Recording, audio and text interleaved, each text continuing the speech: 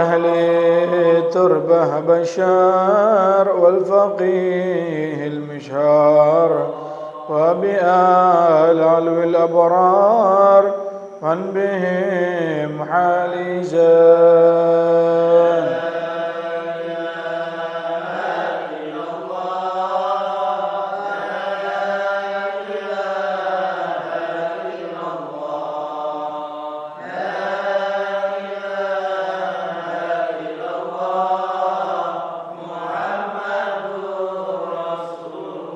جد لنا بالمطلوب والفرج مثل أيوب وبفرحة يعقوب حين زالت الأحزان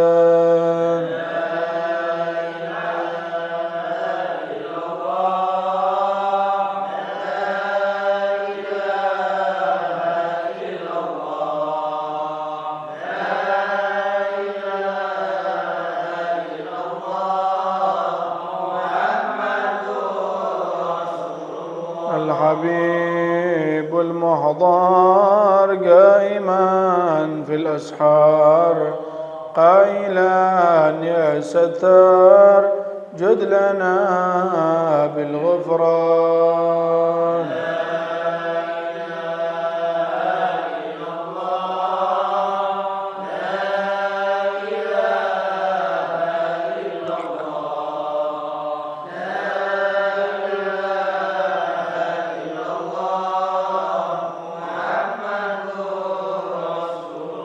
والصلاة الدائم على النبي ابن هاشم عد من هو قائم بالعبادة سهران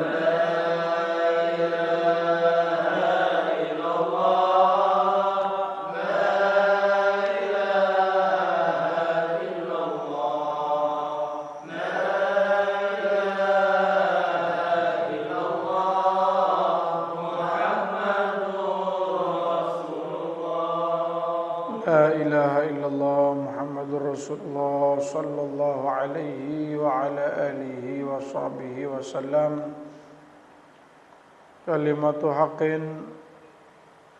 عليها نحيا وعليها نموت وعليها نبعث إن شاء الله تعالى من الآمنين آمين يا رب العالمين. Assalamualaikum warahmatullahi ta'ala wabarakatuh.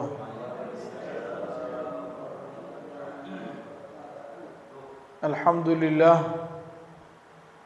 Alhamdulillah alladhi hadana lihada wa ma kunna linahtadiya laula an hadana Allah. أشهد أن لا إله إلا الله وحده لا شريك له وأشهد أن سيدنا ومولانا محمدا عبده ورسوله وحبيبه وصفيه وخليله وبشيره ونذيره لا نبي ولا رسول بعده اللهم فصل وسلم وبارك وكرم على سيدنا ومولانا محمد مفتاح باب رحمة الله عدد ما في علم الله صلاة وسلاما دائمين بدوام ملك الله وعلى آله وصحبه سبحانك لا علم لنا إلا ما علمتنا إنك أنت العليم الحكيم ولا حول ولا قوة إلا بالله العلي العظيم أما بعد. Hadirin hadirat para jamaah, para pecinta ibadah, pecinta ilmu, pengunjung taman surga rahimani wa rahimakumullah. Alhamdulillah, syukur kita haturkan kehadirat Allah Subhanahu wa taala atas kenikmatan-kenikmatan pemberian yang Allah anugerahkan kepada kita semuanya. Alhamdulillah tetap diparingi nikmat Islam, nikmat iman, sehat walafiat, panjang umur. Tetap mendapatkan nikmat kekuatan, kesempatan menjalankan, melaksanakan perintah-perintah Allah dan mengamalkan sunnah-sunnah baginda Nabi Muhammad SAW, dan hadir kembali di Musholla Az-Zahra ini untuk belajar menimba ilmu, mempelajari tentang ayat-ayat suci Al-Quran, tafsir surat Yasin. Mudah-mudahan amal-amal ibadah yang kita laksanakan kesemuanya akan diterima oleh Allah Subhanahu wa taala. Dosa kita mudah-mudahan diampuni oleh Allah. Hajat kita dikabulkan oleh Allah Subhanahu wa taala. Ilmu yang kita dapatkan insyaallah menjadi ilmu yang barakah dan bermanfaat. Amin amin ya rabbal alamin. Kita lanjut kembali mempelajari tafsir surat Yasin. Kalau pada pertemuan yang sebelumnya kita telah membahas sampai ayat Inna nahnu nuhyil mauta wa naktubu ma qaddamu wa atharahum wa kulla syai'in ahsaynahu fi imamin mubin. Pada kesempatan kali ini kita membahas lanjutan ayat yang berikutnya, yaitu Allah Subhanahu wa taala berfirman, A'udzu billahi minasyaitonir rajim. Bismillahirrahmanirrahim. Wadrib lahum mathalan ashabal qaryah idh ja'ahal mursalun idh arsalna ilaihim itsnaini fakadzabuhuma fa'azzazna bitsalitsin faqalu inna ilaikum mursalun. Allah Subhanahu wa taala berfirman, wadrib lahum mathalan ashabal qaryah. Sebutkan kepada mereka, ai uzkur lahum ya Muhammad wa mathil halahum. Jelaskan kepada masyarakat Mekah ketika itu tentang apa? Tentang contoh, masalan, misal kalau bahasa Indonesianya. Karena kata-kata misal itu ya dari bahasa Arab juga, misalun. Hanya saja kalau bahasa Arab pakai huruf ta, misal. Allah perintahkan Nabi Muhammad untuk menyampaikan, menyebutkan, menjelaskan kepada masyarakat Mekah tentang contoh qaryah. Apa itu qaryah? Qaryah itu ya kalau bahasa sekarang kampung atau desa. Apa yang dimaksud di sini? Desa yang mana? Kampung yang mana yang dimaksud dalam ayat ini? Ahli tafsir menyebutkan yaitu wahya Antokiyah, sebuah daerah, sebuah desa kampung yang namanya Kampung Antokiyah. Di mana itu? Setelah ditanyakan kepada Mbah, ya, ternyata itu sekarang di negara Turki, ya, daerah Turki sana. Turki bagian mana beb? Ngalor sidik, ngulon gaduk wis sampai. Ya monggo bisa dicari masing-masing nanti ya. Jadi Allah perintahkan baginda Kanjeng Nabi untuk menjelaskan kepada masyarakat Mekah tentang apa yang terjadi pada masyarakat kampung Antokiyah. Idja'aha, ketika tatkala datang kepada ashabul qaryah itu, siapa yang datang? Al-mursalun, orang-orang yang diutus, yang diperintah untuk datang kepada mereka, utusan-utusan, delegasi-delegasi yang dikirim mendatangi kampung Antiokhia itu. Berapa orang yang diperintahkan untuk hadir atau berangkat ke sana? Idz tatkala arsalna, kami kirim, ilaihim, kepada masyarakat kampung itu, itsnaini, dua orang. Makanya sekarang ada orang namanya isnaini ya. Artinya apa? Dua. Pak isnaini, Pak dua. Begitu ya. Ya Allah alam, mungkin ada, biasanya mungkin anak kedua. Kalau Jawa itu dwi ya, dwi biasanya. Maksudnya bagaimana? Yakni ya Muhammad, bayyin li ahli Makkah ahwala Antiokhiyah, lianna arsalna ila qaumin rasulan fa arsalna ila Antiokhiyah rasulain. Seakan-akan Allah memerintahkan Kanjeng Nabi Muhammad, wahai Nabi Muhammad, jelaskan sama orang Mekah tentang kondisinya masyarakat Antiokhia. Kenapa? Karena biasanya setiap masyarakat, setiap umat itu kami kirim hanya satu saja rasulnya. Sedangkan mereka ini Antiokhia dikirim oleh Allah pada awalnya dua. Jadi permulaannya saja yang berangkat ke sana bukan satu, dua orang langsung.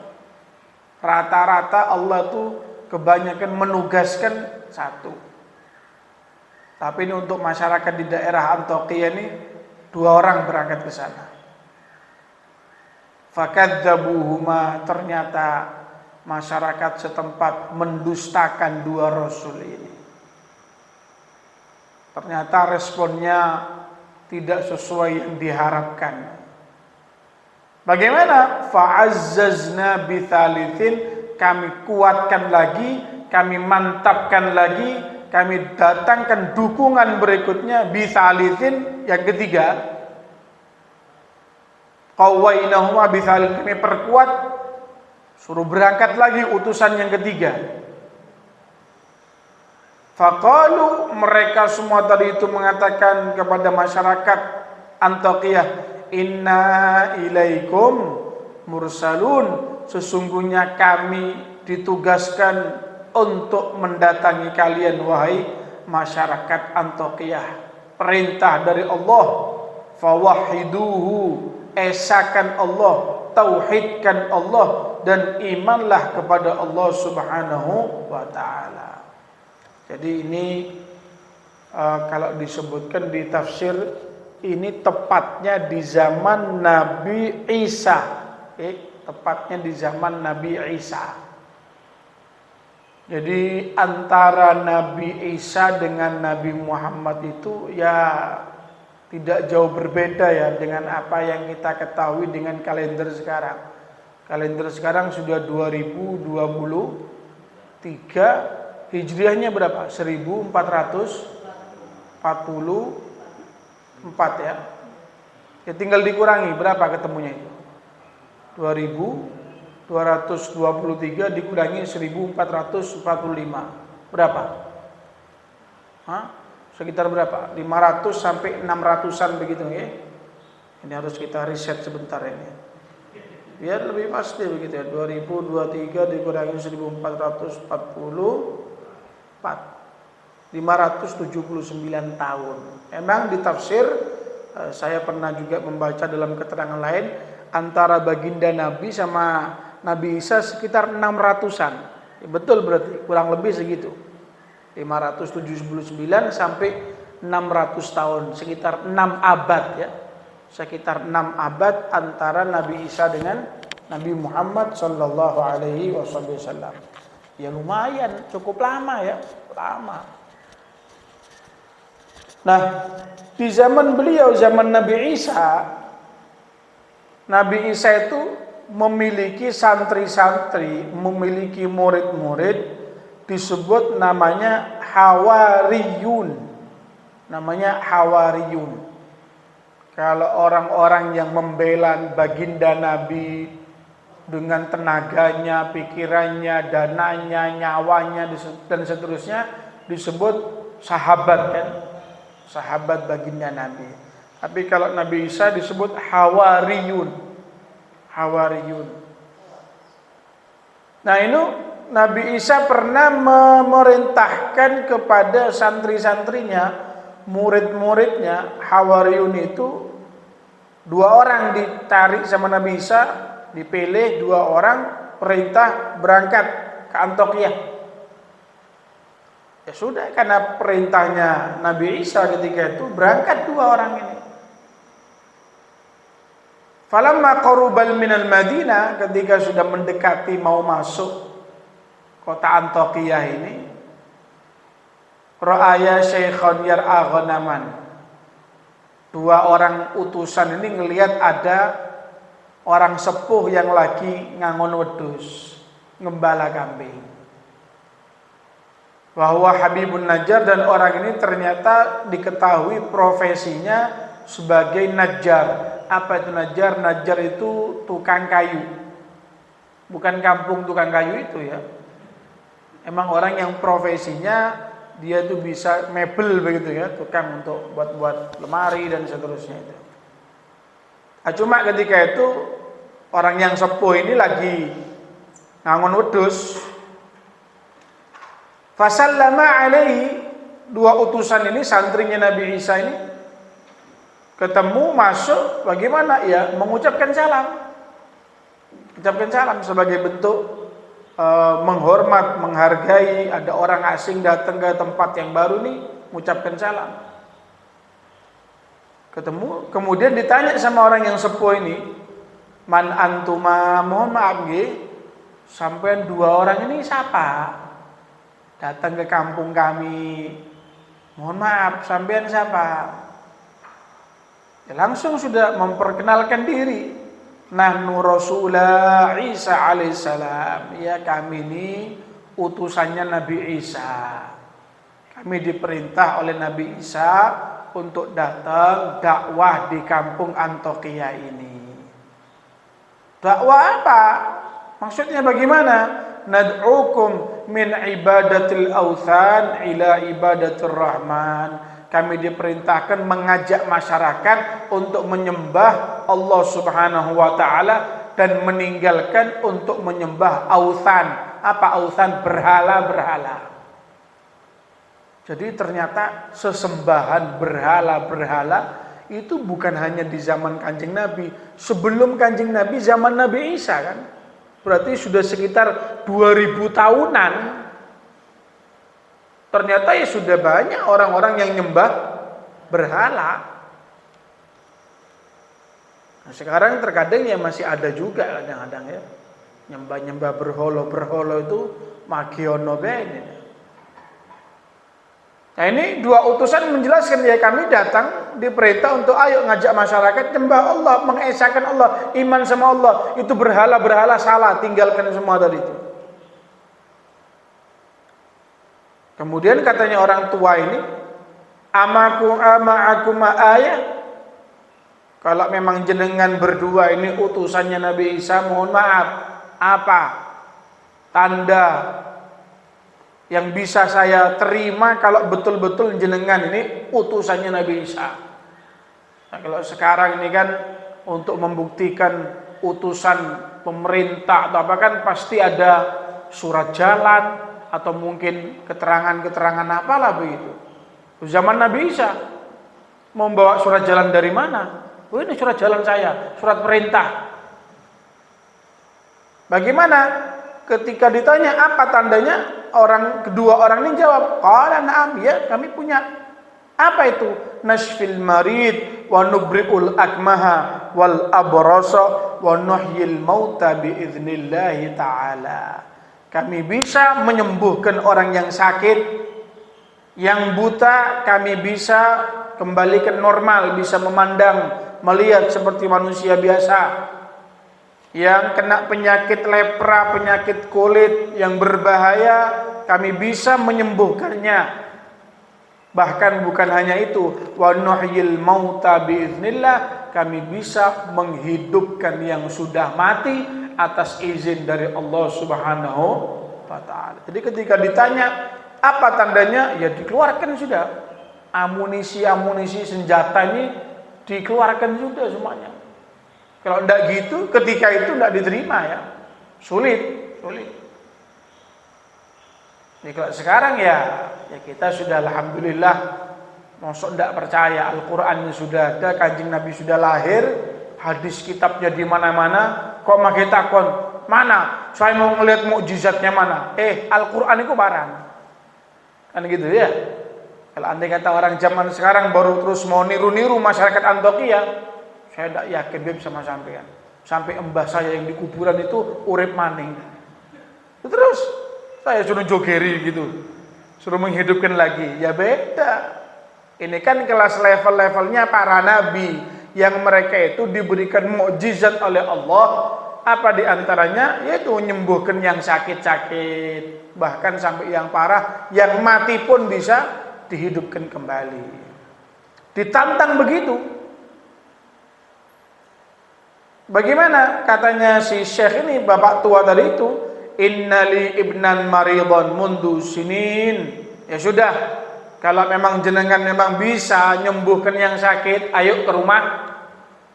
Di rumah saya punya anak sakit bertahun-tahun tidak sehat-sehat, tidak sembuh-sembuh. Ayo sudah berangkat ke rumah. Kalau memang betul bisa nyembuhkan yang sakit. Katanya si dua orang ini, ya monggo pun ayo berangkat ke rumah jenengan. Ayo. Siap, kami siap. Oke. Saya lihat dulu kondisinya seperti apa. Ya yuk. Berangkat. Dua utusan ini sama tuh bapak tua tadi itu. Ketika dilihat ke rumahnya, betul anaknya sakit sudah lama bertahun-tahun. Bagaimana? Famasaha ibnahu. Ya, tanpa butuh waktu lama, hanya cuma diusap saja begini, dilus-lus, dikusuk-kusuk, diusap-usap, subhanallah, bertahun-tahun ngeleprek cuma di atas kasur, tidak bisa apa-apa, kemudian diusap begitu saja atas izinnya Allah, bangun sehat walafiat. Sehat walafiat, kayak tidak ada penyakit sama sekali sudah. Ini ya, memang di zaman itu dibutuhkan ya, mukjizat seperti ini. Di zaman itu ya dibutuhkan, karena kasusnya berat-berat. Kalau memang tidak dikeluarkan cara-cara seperti itu, waduh repot, sulit. Ya, mungkin jenengan pernah dengarkan bagaimana Nabi Musa itu harus ngelawan tukang sihir yang mereka tadi itu atraksi di depan masyarakat umum. Bah, ini kan mempertaruhkan reputasinya Nabi Musa. Kalau ketika tidak bisa untuk mengalahkan mereka para dukun-dukun tadi itu, sihir-sihir, ya sudah tambah ditolak, tidak diterima. Sehingga sekelas mereka di zaman itu ya dibutuhkan memang untuk atraksi, menunjukkan hal-hal yang nyata seketika langsung di depan mereka, itu dibutuhkan. Maka dikasih mukjizat oleh Allah Subhanahu wa ta'ala. Jadi dakwah itu ya harus seperti itu. Nah, cuma kita yang bukan kelasnya para nabi, bukan kelasnya para rasul, jangan kemudian beralasan, ya kalau gitu Ustadz, Habib, kita kan tidak punya mukjizat. Mukjizat kan hanya untuk khusus para nabi, para rasul. Ya kalau gitu kita tidak usah dakwah wis. Nanti ditantang Ustadz, suruh nyembuhkan orang. Saya datang nih, saya usap-usap tambah sakit ya. Ini malah tambah parah penyakitnya. Kalau gitu mandek wis, enggak usah dakwah, enggak usah ngajak orang untuk semakin dekat sama Allah. Jangan, tetap sudah. Sesuai dengan kemampuan masing-masing, kita nih umatnya Nabi Muhammad diperintah untuk selalu amar ma'ruf nahi munkar. Kuntum khaira ummatin ukhrijat linnas ta'muruna bil ma'ruf wa tanhauna anil munkar. Jenengan kita semua tadi ini ya disebut oleh Allah khairu ummah, sebaik-baiknya umat. Kita ini punya labelnya mahal sudah ini. Stempelnya ini stempel mahal sudah ini, tidak main-main, langsung dari Allah. Segelnya ini segel mahal. Apa itu? Khairu ummah, umat yang terbaik. Al-Quran ya, ini Al-Quran. Apa isinya? Ta'muruna bil ma'ruf wa tanhauna 'anil munkar. Amar ma'ruf nahi munkar. Kelihatan ada yang salah, ada yang keliru, sampaikan, harus punya respon, tidak boleh melempem, itu tidak boleh. Kaples itu tidak boleh, harus punya reaksi. Mohon maaf, itu salah, itu keliru, itu dosa, itu maksiat. Harus seperti itu ya. Nah, tapi ketika ada kemaksiatan dan kita tidak ada reaksi apa-apa, diam-diam saja, kadung jari wong sing ngoplok biain. Ya. Walaupun sampean tidak ikut gabung, tidak ikut hadir, tapi diamnya kita itu justru juga nanti ketika turun azab, turun bala juga kena. Berarti harus ngomong, setia ngomong. Harus ada reaksi paling tidak ya. Sampai disebutkan Allah Subhanahu wa taala pernah berfirman kepada Nabi Yusha bin Nun. Ada namanya Yusha, Nabi Yusha bin Nun alaihissalam. Apa firman Allah kepada beliau? Inni muhlikun min qaumik arba'ina alfan. Yusha, aku akan membinasakan dari umat kamu berapa? Arba'ina alfan min khiyarihim, 40.000 dari orang soleh mereka.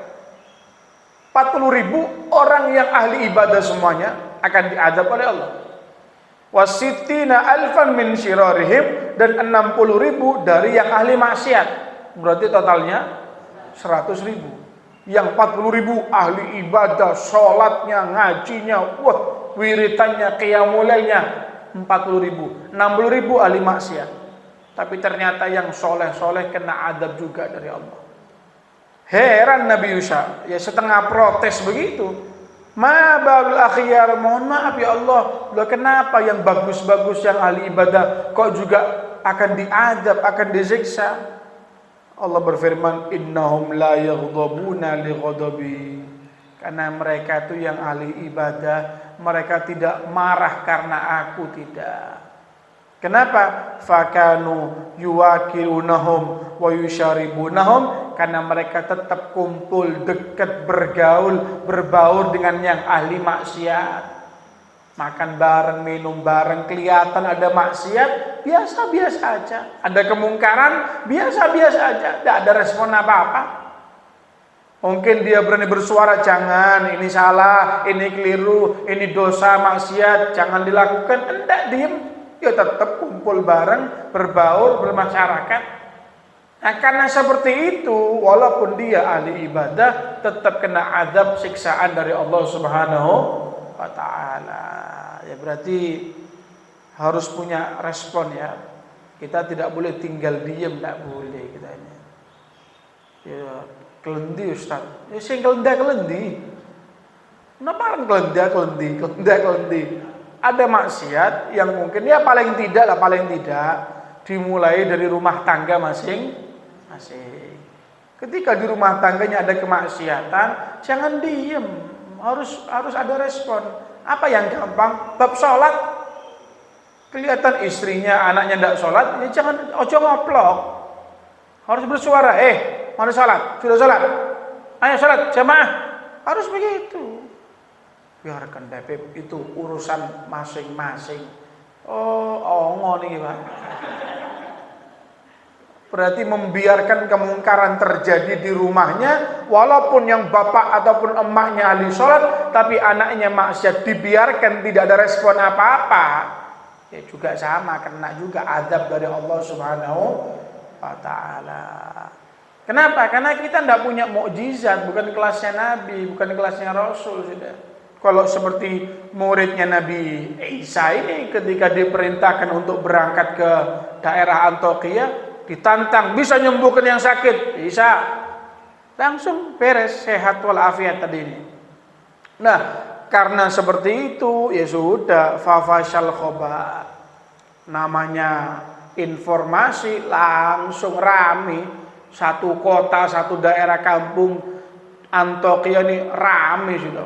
Ada utusan Nabi Isa bisa nyembuhkan orang sakit. Waduh, akhirnya sampai antri-antri. Sama kayak di Indonesia gitu ya. Kalau sudah ada pengobatan gratis, apalagi terus langsung sehat walafiat, murah meriah, ya. Ini pijet Habib bawa minyak dari Kalimantan ini ya. Kayak yang kapanannya rame, sampai jenderal-jenderal juga ngikut pijet juga. Ya mungkin sebulan 2 bulan tok ramenya ya. Habis itu hilang sudah tidak ada. Nah ini sama di zaman itu, waduh ramai sampai berbondong-bondong orang yang sambat ini, sambat itu, sakit ini, encok, pegelinu, asam urat, asam lambung dan asam-asam yang lain. Semua sudah ya.